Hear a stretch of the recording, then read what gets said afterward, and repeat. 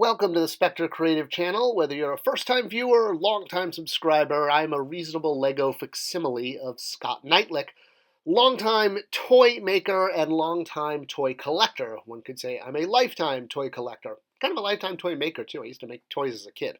All right, but that's not important right now. What is important is that we're doing another video on tooling. Now, I've done quite a few videos on this channel about tooling. Some of them, the benefits, the flaws, the life expectancy of tooling, how long you get to use it before it isn't usable anymore, as well as alternatives of things you can do without tooling to make toys. And I get a lot of mail, and by mail I mean comments in my comment section, and I still get a lot of questions about tooling.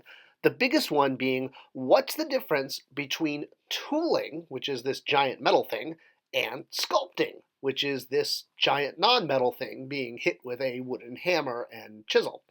All right, well, hey, no time like the present. Let's dive in and talk about that because it's a key understanding for how toys are made, and happy to clear it up. So, tooling. Tooling are these giant metal molds, kind of like the Play-Doh molds we used to have as a kid, where there's two sides, you put them together, you squirt in the Play-Doh, and out comes a thing. Well, in this case, what comes out is something made of plastic. Tooling is put into an injection molded plastic machine. Anything made of plastic has a tool, from a dog bowl to an articulated action figure or a doll. And this is basically what it looks like when the plastic is injected. There's a channel to the outside that is snapped off, and then the item is inside. That's why sometimes you see those little tabbies on figures where if it wasn't sanded down or painted correctly. Things that come out of a tool are usually connected like this with a spree or a tree, or sometimes also called a tree, and then disconnected, kind of like the way toy soldiers are. A sculpt, on the other hand, is shockingly a sculpt, meaning something that is a one-time process, one-time unit, and this can be done by a talented artist, way more talented than I am. It used to always be done by hand. That was kind of the way it was done back in the day. It's a little bit of a lost art, but there are still companies and talented sculptors out there who sculpt by hand. A lot of companies, though, and a lot of toy companies now have turned to sculpting digitally, where they have a digital file. This obviously has advantages in speed, material, and flexibility, but it does tend to lack that human touch, and that's why a lot of people still prefer to use actual sculptors. Not that I'm at all knocking people who sculpt digitally. It's also a skill set I do not have, and I envy people who can use it. There's various programs that let you do this. One of the more popular ones is called ZBrush, but it's still a talent to learn and a program to learn, if you will. So whether you're sculpting by hand or sculpting by computer, it doesn't matter in the toy making process as far as how it's related to tooling. So all toys start with a sculpt, again, regardless of who makes it. And then it goes through a process from toy designers, toy engineers, to take that sculpt and turn it into an articulated, painted, packaged, sold action figure. So with tooling, where this is the process of mass producing the item. The sculpt is a one-time thing, and then the tool is what lets you make many of them. And usually a plastic copy is made of the sculpt, and this is what's used to make the tool. So the copy is basically, you make a metal mold. It used to be done by hand, now it's done by computers, etching it out, or robots, I guess you could say. I mean, not like Bender, but And these tools are really big. Sometimes you actually need cranes to hoist them up. I remember the Castle Grayskull tool needed that. And almost all tooling involves shells because that's really the key. No, I'm just kidding. That's just a shell tool. All right. So tooling costs a lot of money. A fully tooled 6-inch action figure like Beast from X-Men, that's going to run you about $100,000. Things that are bigger, like HasLab items, Matty Collector items, like Castle Grayskull, way more. And a tool is put into an injection mold machine, and hot liquid plastic is injected into it. And it's both the heat, the temperature, and the speed at which the plastic is injected that requires the tool to be made of solid metal and durable. Sculpting, on the other hand, is obviously a very different process. Sculpting is done with toys pretty much the same way sculpting has been done since, people invented sculpting or, at least perfected it in ancient Greece or ancient Egypt, or I'm sure there's some ancient Mesopotamian fans that are going to correct me on that in the comments. Regardless of who invented sculpting, it's a process that is the same way it's been done for tens of thousands of years, is how it's done with action figures. And the figures, when they're sculpted, don't have articulation. They're basically statues, more or less, just like, that statue in ancient Greece.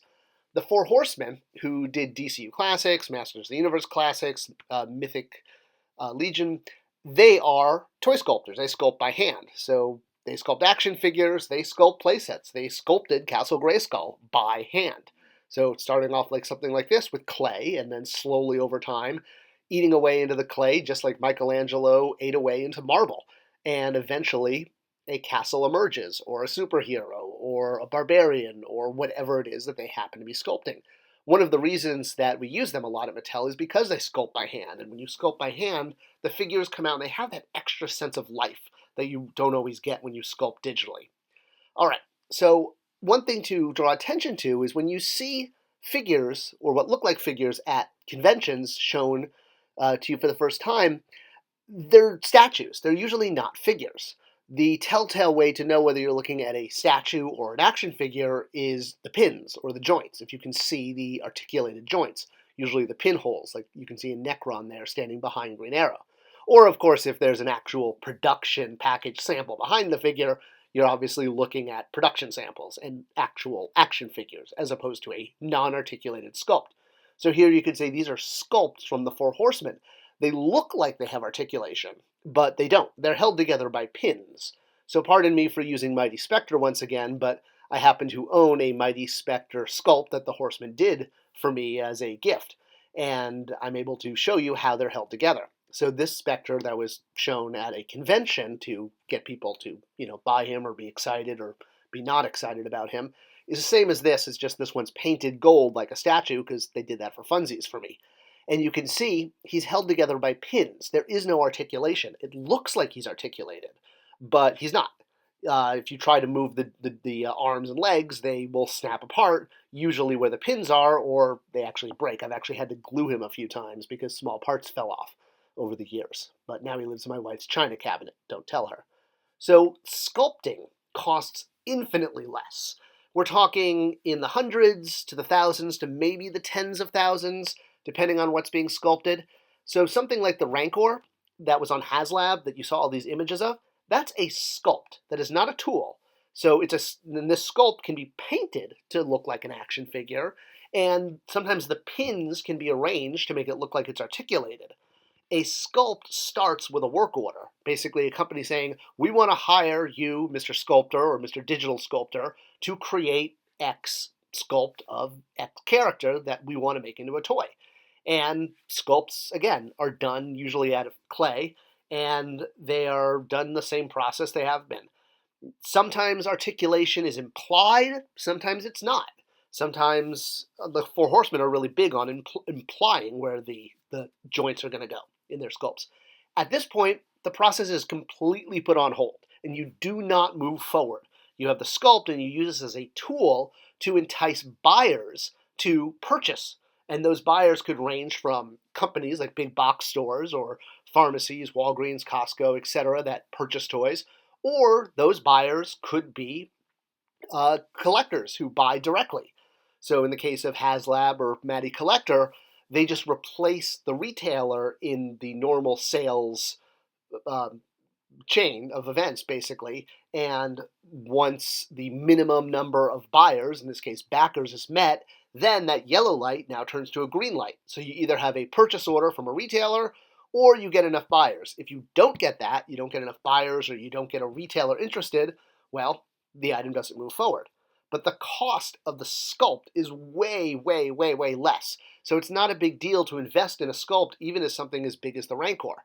Then once you have the buyer, again, whether it's a retailer or fans subscribing or doing a pre-sale, that's when you're ready to grow and go, basically, and get that green light, have the yellow light change to green. but it can be on yellow light for a long time. It can be on yellow light for years looking for a buyer. I mean, the Rancor was sculpted back in 2019 as part of a display. So think of sculpting as kind of the upfront small investment, the small cost that's handed over to the sculptor to make a one-time image, 3D image of the figure. Then you wait and you work and try to get a buyer. Once you get a buyer, retailer, direct fan, that's when you hand over the huge wad of cash and the tool is created so that you can actually go into production and the sculpt can be turned into a mold that is used to mass produce. And that is the difference between sculpting and tooling. I hope you enjoyed this video and it clarified a little bit. Please spread the word. The best thing you can do to support this channel, beyond subscribing, is to repost it and share it with others. Thanks so much for watching, and I'll see you in the comments below as always. Take care.